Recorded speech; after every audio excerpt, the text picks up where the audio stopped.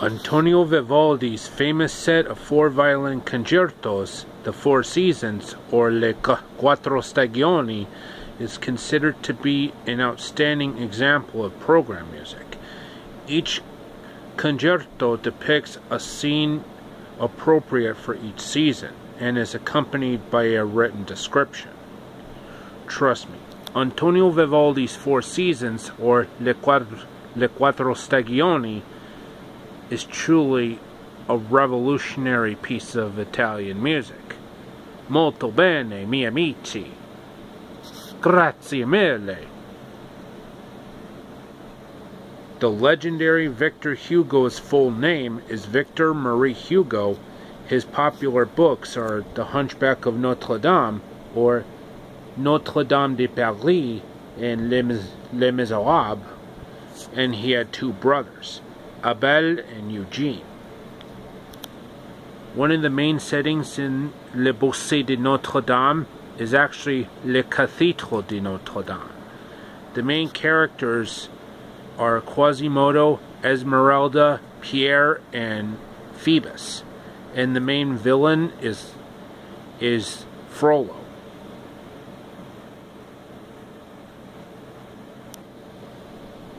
In 1910, French author Gaston Leroux published The Phantom of the Opera, known in French as Le Fantôme de l'Opéra, and it was only a moderate success, with poor reviews. It didn't really become popular until 1925, with the classic film from Universal Studios, starring Lon Chaney, and produced by Carl Laemmle,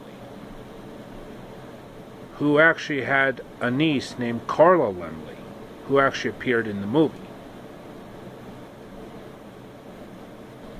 Marilyn Monroe was originally intended to play the main character Holly Golightly in Breakfast at Tiffany's instead of Audrey Hepburn. Although it is one of her most popular movies, the book's author, Truman Capote, was disappointed that Marilyn Monroe was not casted as opposed to the beautiful and elegant Audrey Hepburn. Because Audrey Hepburn was so unique and beautiful and perfect in the role. And I love me some good Audrey Hepburn.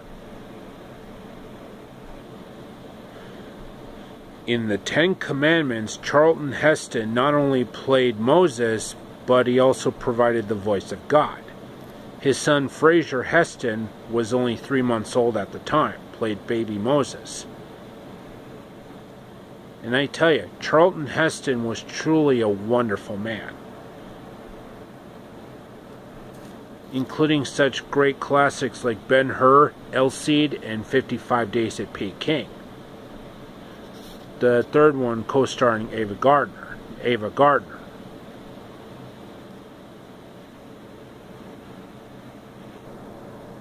Alexander Graham Bell was the inventor of the telephone. His mom and wife were both deaf, so they played a huge role in his life. And he became an awesome piano player at a very young age. That is so true. Alexander Graham Bell was truly one of the greatest inventors of all time, aside from Benjamin Franklin. You know, the guy who invented electricity? And Thomas Edison for inventing the modern light bulb. Then Thomas Edison was also involved with many titles, you know, many movies that have since been destroyed by a fire.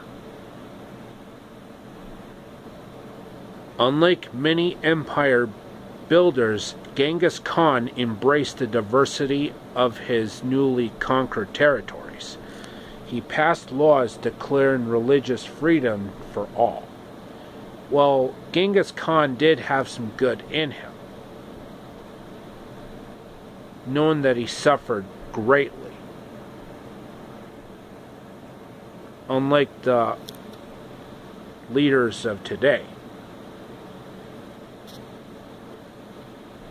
To me, Genghis Khan is like a Greek tragedy.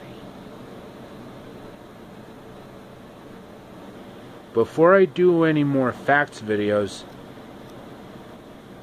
I am sorry to say, but this past July, we lost a great voice acting legend, and that's the legendary June Foray. Her voice acting is just beyond legendary. She voiced some of the most memorable characters in all of animation, like Lucifer from Cinderella, the Fairy Queen from Thumbelina, Jokey Smurf from, well, the Smurfs, Rocky the Squirrel, and Natasha Fatale from Rocky and Bullwinkle, Granny from those old Golden Crisp commercials, Granny and Witch Hazel from those classic Warner Brothers cartoons, Mulan's grandmother from, well, Mulan, among many, many others. And of course, little Cindy Lou Who from the Chuck Jones adaptation of How the Grinch Stole Christmas. My heart goes out to her family and fellow voice actors who worked with her over the years, including Frank Welker and Mona Marshall. May she rest in peace. Her legacy will never die. And I mean, her legacy will never die.